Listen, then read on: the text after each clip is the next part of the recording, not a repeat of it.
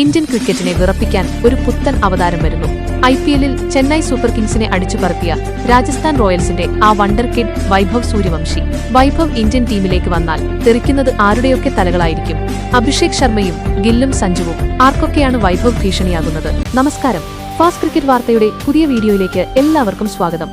Cricket ലോകത്തെ ഏറ്റവും പുതിയ വാർത്തകൾ അറിയാൻ ഈ ചാനൽ സബ്സ്ക്രൈബ് ചെയ്യാൻ മറക്കരുത്.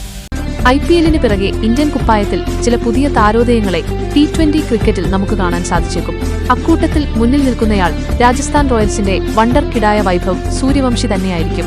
വെറും 15-ാം വയസ്സിൽ തന്നെ സീനിയർ ടീമിലേക്കു അവകാശവാദമുന്നയിച്ചിരിക്കുകയാണ് ഈ ഇടംകയ്യൻ വെടിക്കെട്ട് ബാറ്റർ.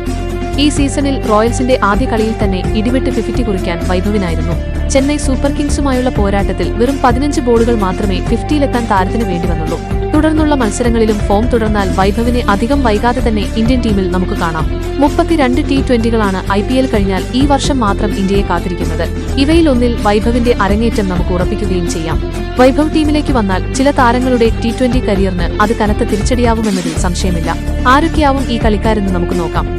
T20-ൽ ഇന്ത്യയുടെ നിലവിലെ ഓപ്പണിംഗ് ജോഡികൾ ലോക 1-ാം നമ്പർ ബാറ്റർ അഭിഷേക് ശർമ്മയും മലയാളി സൂപ്പർ താരം സഞ്ജു സാംസണുമാണ്. കഴിഞ്ഞ T20 ലോകകപ്പിലടക്കം ടീമിന്റെ ഭാഗ്യജോഡികളായി ഇവർ മാറുകയും ചെയ്തിരുന്നു. വൈഭവ് സൂര്യവംശി IPL കഴിഞ്ഞ് ദേശീയ ടീമിലേക്ക് വന്നാൽ രണ്ടിലൊരാൾക്ക് വഴി മാറിക്കൊടുക്കേണ്ടി വരും. അത് മിക്കവാറും അഭിഷേകാവാനാണ് സാധ്യത. IPL-ൽ ഇനി അദ്ദേഹം അസാധാരണമായ പ്രകടനങ്ങൾ നടത്തിയാൽ മാത്രമേ ഇതിൽ മാറ്റം വന്നേക്കുകയുള്ളൂ. അഭിഷേകിന് ഇപ്പോൾ സമയം മോശമാണ്. ലോകകപ്പിൽ 2 50കൾ അടിച്ചെങ്കിലും യഥാർത്ഥ ഫോമിലായിരുന്നില്ല കാണപ്പെട്ടത്. ഇപ്പോൾ IPL-ലെ ആദ്യ മാച്ചിലും അദ്ദേഹം നിരാശപ്പെടുത്തി. ഓഫ് സ്പിന്നർമാർക്ക് മുന്നിൽ അഭിഷേക് പതറുകയാണ്.